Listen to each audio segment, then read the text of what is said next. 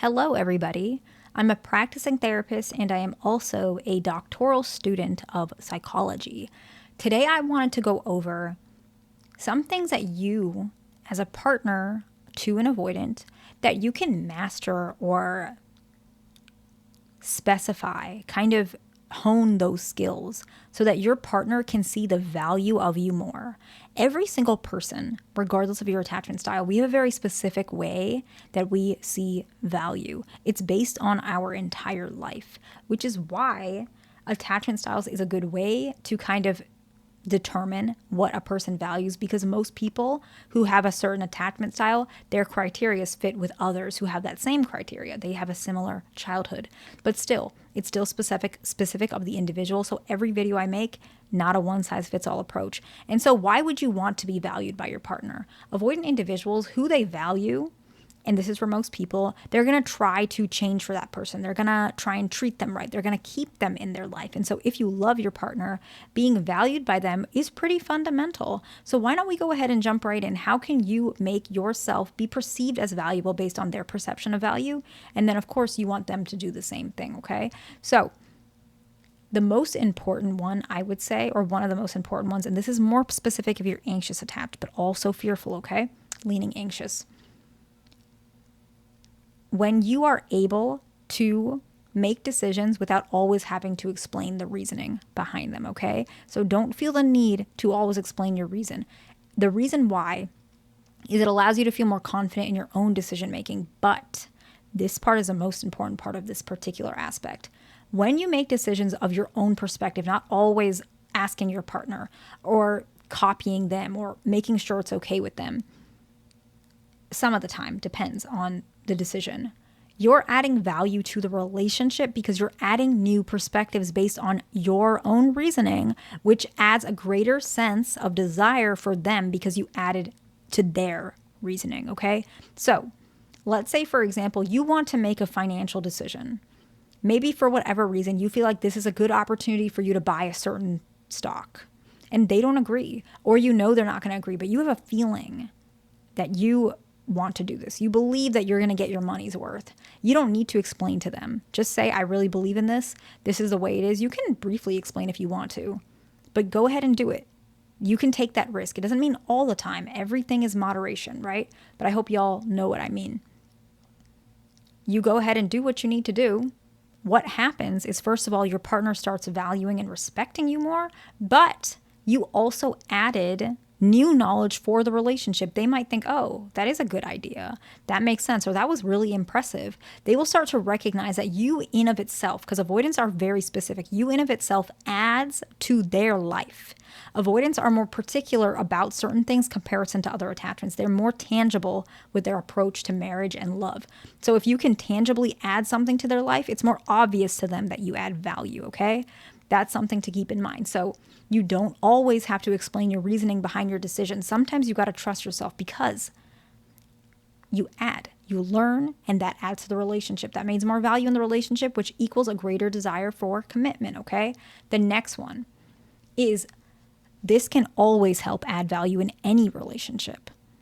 You appreciate, and you tell them that you appreciate what they do for you. They might not be the best partner. I know a lot of them are not as great as you would like, and I can appreciate that. But you can still appreciate what they do. A lot of you guys, actually, most of my followers, to be completely honest, you guys are in pretty healthy relationships with avoidance. So you guys probably know this one like the back of your hand because I read your comments, right? I know most of you guys are in pretty happy relationships. Even if it's not where you want it to be, you can see a lot of the progress. And I read a lot of what you guys are saying. Most of you guys are with good people. So I'm really happy for you. And I know that you guys show appreciation. So this one might be a little bit like already you guys know it, but still, I want you to share it for anyone who's new.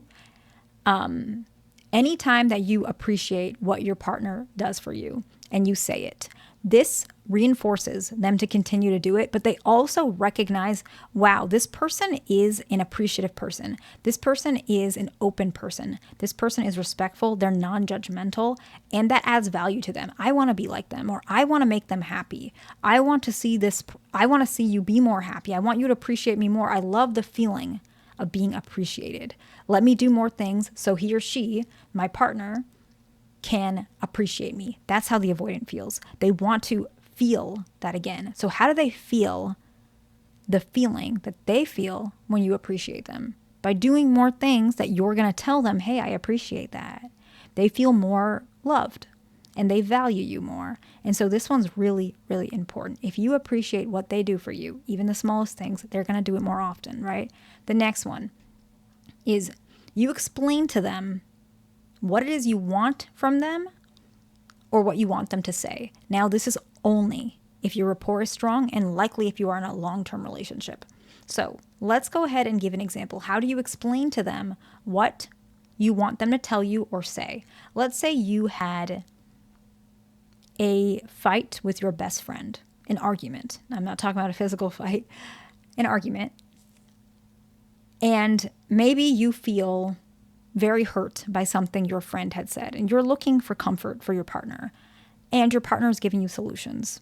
So you had asked, I don't want solutions. I want you to comfort me. So they're like, okay, how do I comfort you? They don't know how. They might not even say that, but if they're close to you or more open or more aware, they might say, I don't know how to comfort you. I'm trying. What do you want me to say? That's your moment to tell them, okay, this is what I want you to say. I want you to tell me if what I'm saying is valid, that my friend shouldn't have said that to me. I want you to tell me if I'm being too much, if my emotions are too exaggerated, or if I have the right to be upset with her. So once you mentioned all those things, they are going to be like, okay, now I know what to do. And why does this add value? Why do they value you more? Because you can recognize that not everything happens the exact way you want it.